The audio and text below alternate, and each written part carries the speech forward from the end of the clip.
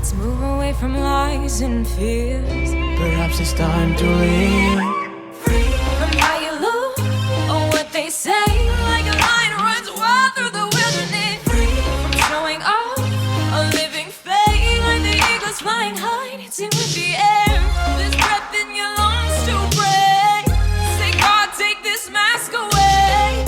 You see, he won't let you stay. Living in hollow days.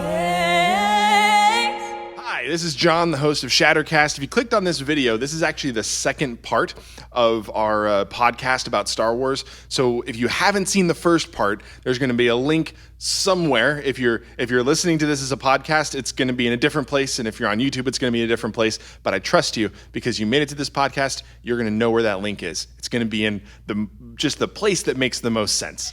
Because there's a lot of places to list, but I trust you. You're intelligent because you watch our ShatterCast podcast.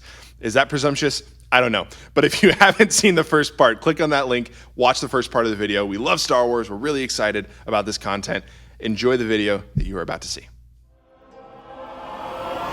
This week, we are going to talk about Star Wars. You know, at the very beginning, when Kylo Ren basically like arm tackles that guy and with his lightsaber, and it's in slow motion, and it's beautiful, and it's violent. The subtitles, like the fact that we've got, Star Wars, but when Force Awakens was revealed, a lot of people were speculating about what that meant. The Last Jedi. So I'm just curious what's going to happen to them. So I'm excited that hopefully we'll be able to see that in episode 9. I'm just curious where they're going with the story and how they're going to end it. To dive in a little bit, here's what I'm excited about. Rose Tico is going to make it. Oh yeah, she's gonna become Rey at the very end of the movie. First Padawan. Here's what I'm excited about. I feel like we didn't learn a lot from the teaser trailer, but I'm excited that we're about to land this TIE Fighter. Like I want to know how they're going to end this trilogy. We had some bumps along the way. The second kind of movie in this trilogy kind of split the fan base, episode 8. So I'm just curious what they're going to do with these characters. I really like Rey. I really like Finn. I enjoyed them in episode 7, episode 8 again. What about Poe? What about Poe? I like You didn't Poe. mention Poe's Poe. good. Good. Then I'm happy. He likes the three of those. I'm Yeah, sure. we got our So, Poe fans. I'm just curious what's going to happen to them. So I'm Poe excited that boys. hopefully we'll be able to see that in episode 9. I'm just curious where they're going with the story and how they're going to end it. So, Along the same lines, like I'm curious because they, I don't know who they, I mean the theories out there have said when Carrie Fisher passed away, there was talk about what are they going to do with episode 9, because supposedly episode 7 was very heavily about Han. Episode 8 was very heavily about Luke, and supposedly episode 9 was going to be very heavily about Leia. And you do see Leia in the teaser. Yeah, which is really cool. But it makes me wonder, like, did they actually continue with sort of that trend? I don't know if that was an official thing or not. Or are they going to have to, like, change things based off of real They life? might have to do a little bit of both. I think I heard they had a few extra scenes of her that they have filmed. So I'm sure there's going to be some splicing here or there. I feel like I was also, and this is going to get to your point, I was excited to see Lando in there. Oh yeah. And so it's really cool. I feel like episode 7 missed, unfortunately, bringing back the original cast all together. And unfortunately, again, Carrie Fisher passed away. They got close to it, but they didn't have everyone there. And so unfortunately, Carrie passed away. So we've missed that. But just seeing Lando there, hopefully they'll even do something where even CGI, I don't know, as long as they do it tastefully, where we can kind of have a little bit of a closure there. If the scene with her and Rey wasn't one of those that was already filmed, it was a good looking scene. Then they have come a long way, even just from was it Rogue One where we saw Tarkin? Yeah, I was just gonna say. And then Tarkin was good, but it was also kind of creepy. Yeah, like it was right on there on with the Uncanny Valley. It was like right on the cusp of that. Yeah. But if this is the same tech and not something they already shot, then they've come a long way in just a few years. Yeah, and also in Rogue One at the end with sort of the weird mix of young actress and old. Getting the Leia. fake young Leia. Yeah, that was weird too. Fake young Leia's back in the new Star Wars movie. Leia. Flea. Also my rapper name. Flaya, Flaya. Wow. So we want to expand a little bit, talk about just Star Wars universe. We kind of been doing yeah, at this we kind of point. did. Here's my issue with what's been going on recently. Disney, when they brought the rights to Star Wars, I don't understand how they did not have the trilogy planned out, story-wise. For Episode 8 to be such a departure from what Episode 7 was, to me, it doesn't make any sense. I wish they had sat down the room, figure out here's our story beats for all 3 movies of this trilogy, because then I think it would have flowed together a little bit better. So again, that's why I'm curious to see what they're going to do in Episode 9 to try to tie this thing and wrap this thing up. So what do you guys think? I think there's a chance that they may have mapped it out. It just may not have been the best map in the world. I mean, there's because my own point of it is that they had a very rough plan for each movie, and they said, okay, now let's just fill in the blanks. And I think that's the mistake is they started, because I think with there are some plot points like Rey's mom and dad, if they're going to come back again. There's some things that I don't really know if that was really planned out from the start, if they really cared about that going into. I don't know. I mean, and I think that when we watch this movie, then I'll be curious how safe they play things. Because they took a lot of risk with the last movie they made. Yeah. Well, looking at the trailer, and you even mentioned this before with kind of getting back to that nostalgia with Lando, it feels like 9, they're going to heavily go back to, hey, the fans pretty much universally enjoyed 7.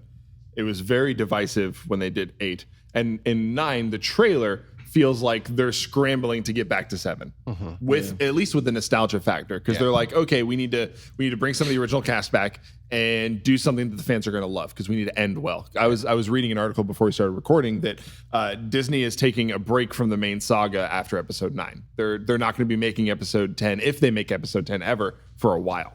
Because they're focusing on the Rogue One series that is coming to Disney Plus, which Alan Tudyk, K2SO, is going to be in it. I love it because I like Alan Tudyk a lot. And Congratulations, you've been rescued.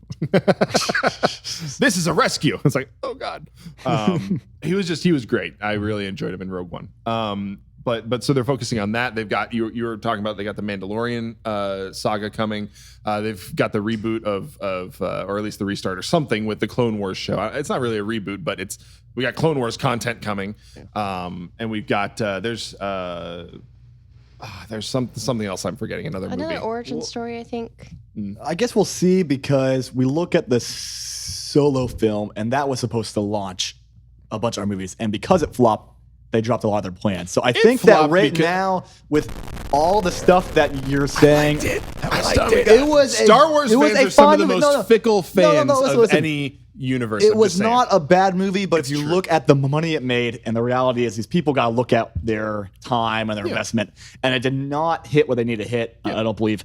And the issue is that I think when it comes to all these spin-offs, what you're saying, I think that we're putting out feelers right now. I'm sure they don't have scripts for every one of these things yet. I'm sure right now they're putting out feelers. They're saying, let's just see what the people want. And then they'll carry that series, but I don't see them carrying it. Brought to you by forgetting to mute a computer. It's his computer, but it was my fault, so I'll own it. Okay. It's going to be great when we find out that the mics didn't pick that up. Everyone's going to be like, are you hallucinating? I think we'll just put it in there in post. We'll just put the sound on there in post for a joke to make sense. We'll keep going. I think the issue with Solo real fast is, back to my point with Episode 8 and 7, I think they didn't plan it out. I think a lot of Solo's issues was they reshot a lot of it, which drove up the cost, which made it less profitable. It's like 80% of the movie they reshot, I think. Some crazy amount. It's a crazy number. Here's just my point. I think when you're doing something as loved as Star Wars, you can take some risks. You can introduce some crazy new characters. That's fine. Just have an idea of where you're going. And I think when Disney is like him and Han with different things, and I'm sure there's more details behind this, but when you're changing directors, when you're going this direction but flipping this way, it makes the story hard to follow, and it makes the fans hard to know, like, should I be excited about this or not, or where is this going? So again, I just think they should have a rope plan. They can leave some areas in there to adjust, but stick to it. So, anyways, Well, I think. Yeah, sorry, go on. I was just gonna say, I think that's a good point. It's applicable to life because what should we do when we don't know what to do? Growing up, there was a phrase I heard a lot in my home, so I assumed a lot of people heard it who grew up in the church, but found out as an adult, not necessarily. But I heard a lot growing up. My parents say, "God can't steer a parked car," basically saying you should be doing something, and He will direct you. And what I've learned as an adult is God specializes in parked cars. If you read the Old Testament at all, what do the prophets do when they don't know what to do? Make the Last Jedi. No, they shots Both fired. they First up. sit and wait on the Lord, and they wait for direction. They realize that sometimes it's okay to not do anything because it's better than doing the wrong thing or the thing that God doesn't want you to do. And so being able to be patient and sit and wait is an important thing. And it's hard for a company, Disney and other companies, they're for profit. They exist to make money. So I kind of get a little meh when people complain about a sequel because it's a cash grab. I was like, well, every movie is a cash grab because otherwise they go out of business and you get 0 movies, and so it's like, yeah, they're greedy, but also like they need money to survive because that's what they are. They're a business. And so they kind of jump on things sometimes a little too soon. But as individuals, more often than not, we have the opportunity to not jump on something too soon if we're willing to just wait and be a little bit patient. And as a Christian, being able to get in the Word and pray and wait and see, okay, so there's this guy out there who made the universe, right? Maybe he has something that would be good for me to know before I make this drastic life decision. And maybe it's worth giving him a few minutes and waiting to see what he has to say.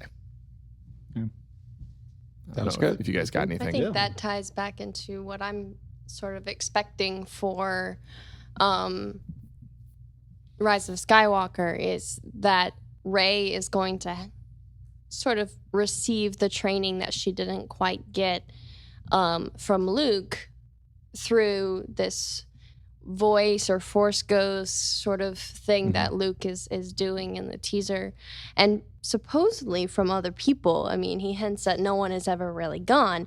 I don't know if that was solely because of him and Palpatine, but it could be other people as well.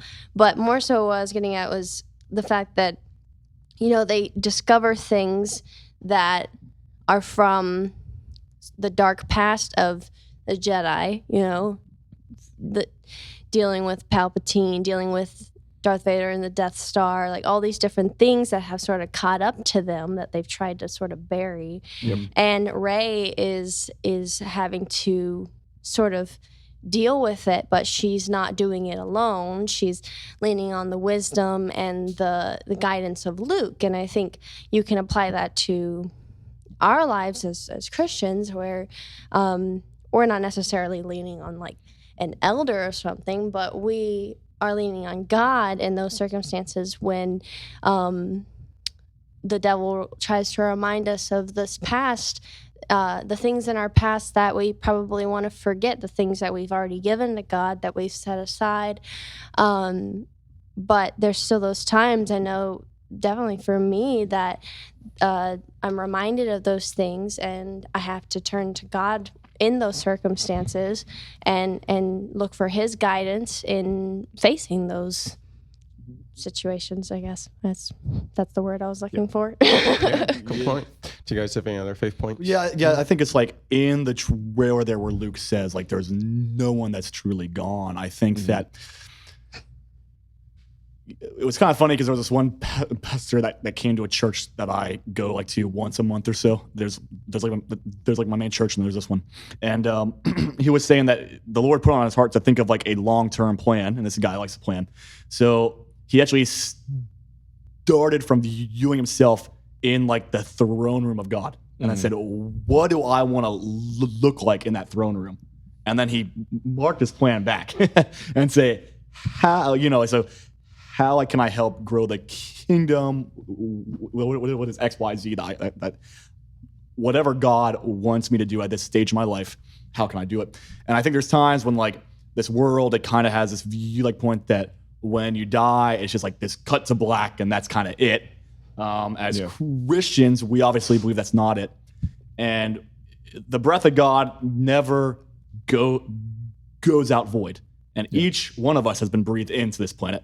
So the breath has to go somewhere. So either it goes back to God, which means that we're saved and we pass through the door of Christ, or it goes out to the place where God is not at, which is hell, you know. And the truth of the matter is, like, that's kind of the scary truth, but it's like there like is some truth in that trail, or that there's no one that's just gone to just this black place and there's nothing there. Either they're in heaven or they're in hell, and that's just how raw it is. I mean, that's what that's just how real it gets.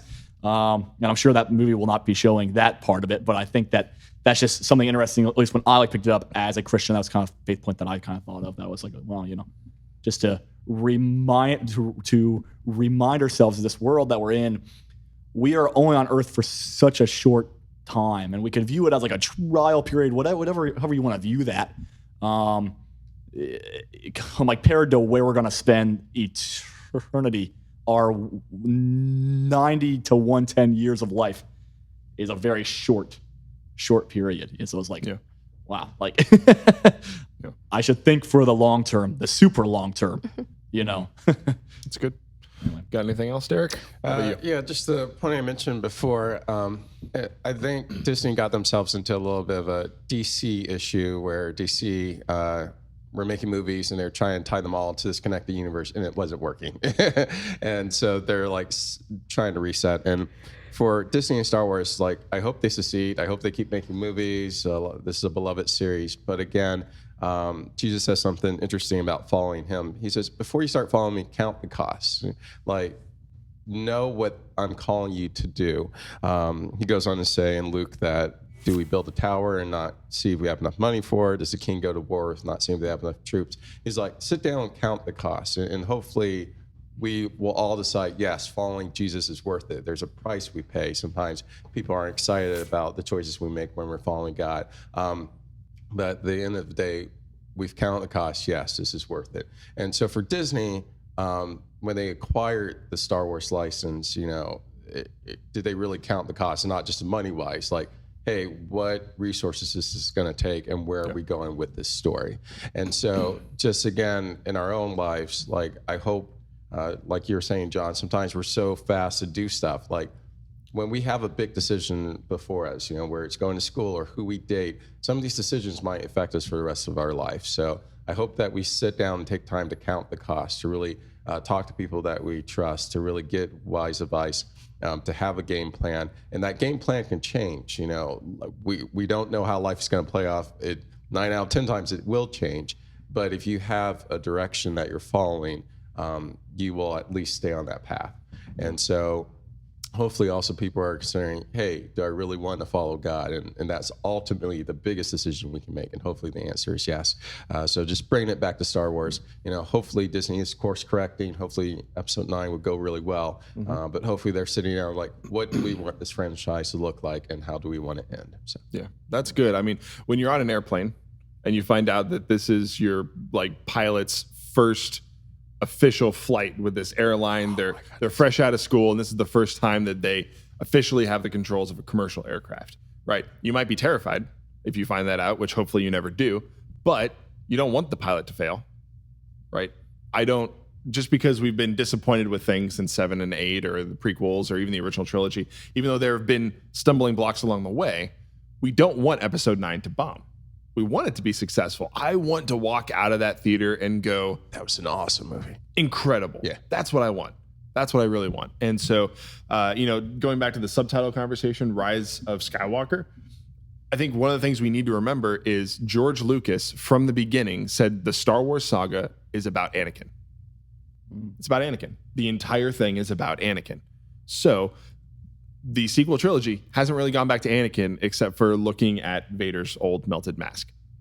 But now we have Palpatine in the trailer. And Kylo was saying, I'll finish what you started. Finish what you started, exactly. So I think what we're going to see in this movie is hearkening back to the story of Anakin. And I think Rise of Skywalker, it might refer to Anakin. It might refer, we might find out about Rey or Kylo, because again, he's Leia's child as much as Han's. But I think it might be talking about the Skywalker family, because everything we've seen in the main saga of Star Wars all of it centers around the family of Skywalker. Yeah, it's basically Godfather in space, right? And so I think that is what we need to remember. George Lucas said it's all about Anakin, and I know that it's Disney's, but expanding from that, I think Rise of Skywalker, I don't think it's going to end up being one person. I think that it's talking about the family. So that's all I got. Thank you all. Great discussion. Thank you. That's all I had to say. You're welcome. I just had to go in. You're welcome. Thank you. And thank you, y'all. Thank you. Thank you. Have a great morning, evening, afternoon, night, whatever it is you got. May the And force I be with you. Always. Live long and prosper. And that's it. And Joel needs to leave the table now. Okay. Okay. Farewell, my friends. That's next week, John. Okay, next week. Brian, I have a feeling you've been recording. That was like this. Cool. All right. You're a good man, Brian. All right.